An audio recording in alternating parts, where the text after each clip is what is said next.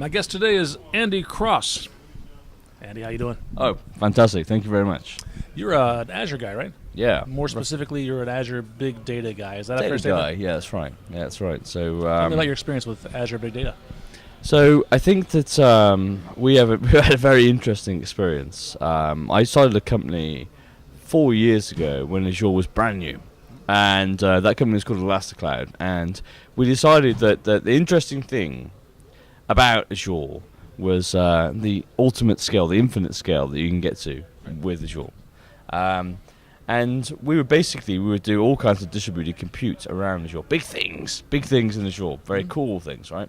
But yet, sometimes you look at it and go, well, not everyone wants to do big things, and sometimes people just have log files, and instead you have to kind of go, right, big data instead. You have to kind of go, let's do simple stuff over huge amounts of data. Let's help people do standardized kind of technology. So we started a company which was about big compute, and big compute's been a very interesting thing, but a long thing. The difference between big compute and big data, all about the same thing, distributing workloads. Right. It's all about distributing workloads, but it's instead data. And somehow, what's happened with technology, we get so much more data. We are working ourselves into a data silo all the time. Oh, yeah, definitely. And sometimes we end up with this enormous amount of data that we don't know how to process. Mm-hmm. Somehow, magically, we've ended up with 5 petabytes of log files or something. Petabyte is, wait a minute, that's 1,000 terabytes, is that right? Yeah. It goes mega, giga, tera, peta, yada. Yeah. And I think. And I don't know. But I meet people all the time who say, I've just ended up with this enormous amount of data, and I've moved beyond my ability to understand what's inside that data. Yes. But presumably there's some value in there, because you've been tracking all of your users or your customers or whatever it happens to be. You've been tracking what they've been doing on your website. That's why you logged it. Mm-hmm. Apparently it's important to log it at the individual level. Right. People are afraid to throw it away. So overall, there must be some value in there. Yep. Somehow. A little closer. somehow and somewhat. There must be some data in there that is valuable. All right. So that I went through this as a consultant. I would build applications to allow my customers to capture data. And then after a few years, all of a sudden they have data. And so what? I've captured and this now data. I've got too much data. Maybe I filled the order, but what do I do? Do I delete it? Do I archive it? Can I use it in some other way? And your customers were asking that same question. Yeah, we always start off with this this strange problem. I've got a lot of data, and I want to know about what my customers are doing. And let's take a step back away from the data and think, actually, the real thing that our customers want to do is understand their customers better. They want to somehow use data to do a better thing with in terms of their customer orientation. They want to reach new customers, or they want to serve their existing customers better, and they want to do that through data. Okay. So, imagine you've run a website for 10 years, and you've got 5 petabytes of data, and it's got every single record of every single thing that every single customer who's ever gone through doors, and also every single customer that didn't quite buy, the every single lost customer. Like the pages they visited, the products they viewed, that sort of thing? Everything. All right. Even what button they clicked and how they clicked on it and why they were referred to there. All that sort of stuff. So that tells you something about how you can reach your customers. And also tells you about how those people who didn't buy from you, how you failed to reach them. So not only how great it is sometimes to do business, but sometimes you can look at it and go, wow, I know exactly how to lose customers. Okay. And understanding that. You could maybe do less of that. Yeah, do less of the whole losing customer thing. Yeah. All right, so I think what you're hearing is that we've got data. We know to somehow buried inside the data is information about how to reach our customers better, and we want to get some answers out of that, some coherent answers, some information that we can then use. How does Azure help us with that? Well, I think that there's been a massive revolution recently about scale. We need to think about things in two ways. We need to think about things about business benefits. We've always thought about things in terms of business benefits, but sometimes those business benefits are so abstract from actually the ability to act upon them. You know, a customer to us might well be a MD or a CMO.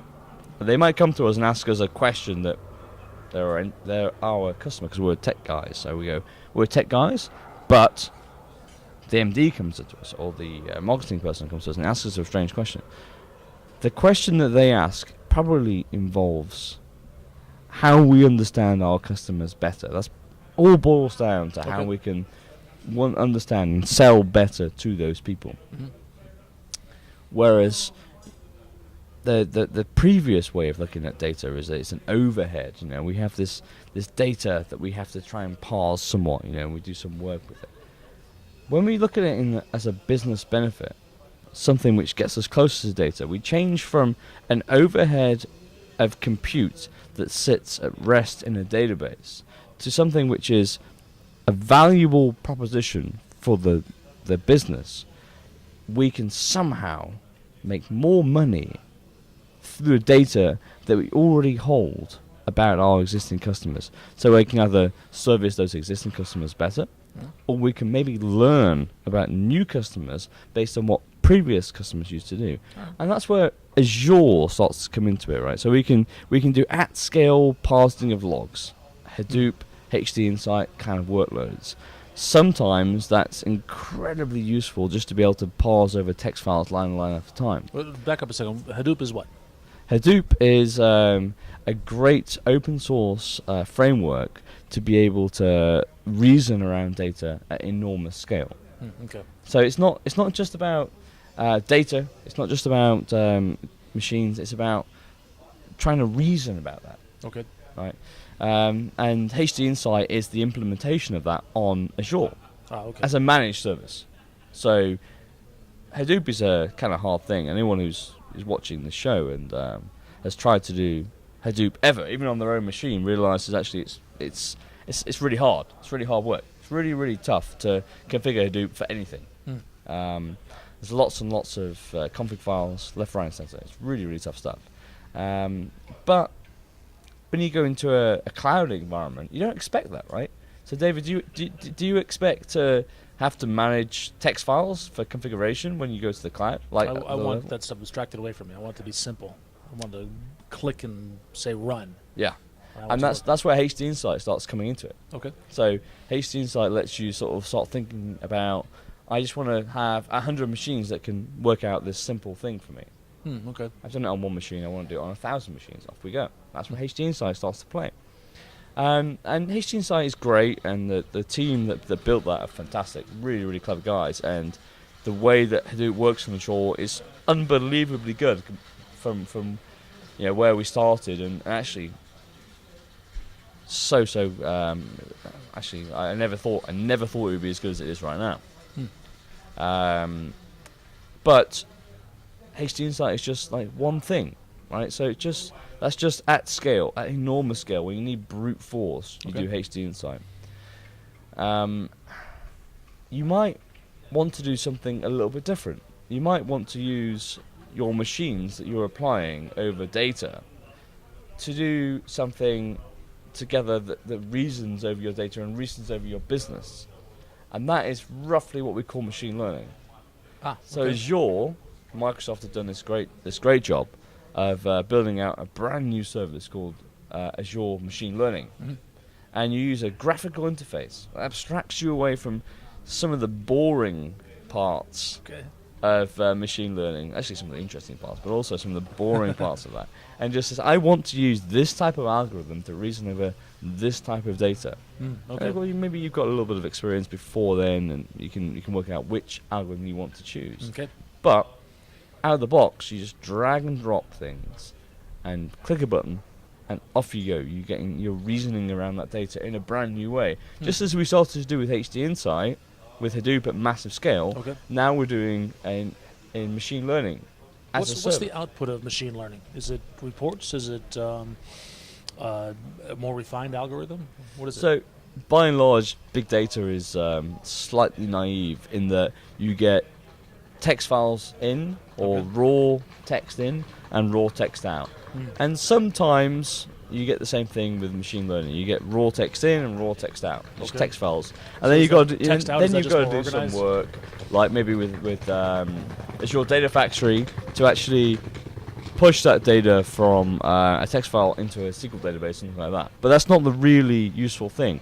The really useful thing about Azure Machine Learning is that if you can click exactly the right button, you can actually expose the machine learning algorithm as a REST service. So it becomes this thing that you can just call with the right parameters, and it will tell you something about data that you don't know yourself. It will tell you something about how an individual user is going to engage with your system. It's going to tell you about how you can make more money. It's going to tell you about how your business can be more effective with only half of the data that comes in, because it will tell you something about that based on what it has previously perceived to be relevant. Interesting. So if I expose machine learning as a service, or my machine learning as a service, what are the inputs and the outputs? How is it telling me? Is it returning some values that I can interpret? Yeah, so by and large what happens is you expose an endpoint, a REST endpoint. Yep. And that REST endpoint, it takes a set of input parameters which roughly equate to the input parameters from your original data set. So imagine you've got 100 columns and 100 categoricals of your original input, and lots and lots and lots and lots and lots of rows that the machine has learnt from. If you imagine that some of those are more important, so we can talk about our background and why we ended up being technologists. There were some things that were important to us that ended up with us being technologists as a profession. So sometimes, you may look at it. We did math, we did history, we did studies of engineering. We also probably studied geography, and we studied art. And sometimes, maybe we could think maybe we didn't do quite so well in art or in geography, but we did really, really well in math, and we did really, really well in other things, and that might call us this thing called an engineer. So what we can do is we can put those together as parameters towards a REST endpoint. This guy's got a star in mathematics. This guy's has no problems at all understanding engineering. He's great. And that goes into the machine learning algorithm, and the machine learning algorithm goes, right, I'm going to compare him to everybody else. Well, that guy who's great at math probably ends up being a fantastic engineer. Okay. And that comes out at the end. I see. So this is given new data, we can apply those patterns that we learn from the existing data and predict on that through machine learning, Azure machine learning, done as a REST service. So you build something out and you go click, and then it's an endpoint, and you can just invoke that endpoint. Very cool. And now you're using this for your own business, and you're writing white papers on it as well. Yeah, absolutely. So one of the problems with machine learning, actually, if I'm being honest, is that it's really tough, and the toughness actually comes down to the fact that it's quite academic, and it's only rarely applied to a line of business.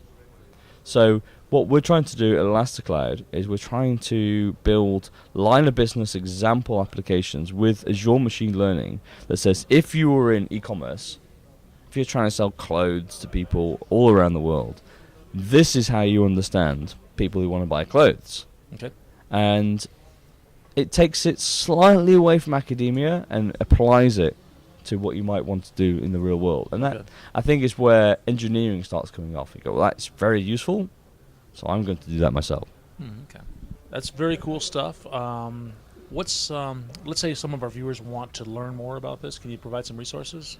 Oh, absolutely. So you can go to two interesting websites. You can go to elasticloud.com, the company that I run, and briskengine.com, which is one of the ways that we apply our machine learning algorithms and our at-scale big data technologies, and you can buy it yourself at briskengine.com. Andy, thank you so much. Thank you very much, David.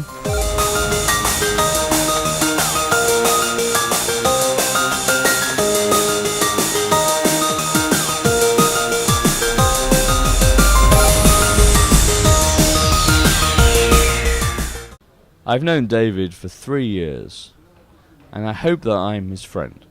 But genuinely, the most important thing that he does is share his knowledge with everybody else on technologyandfriends.com.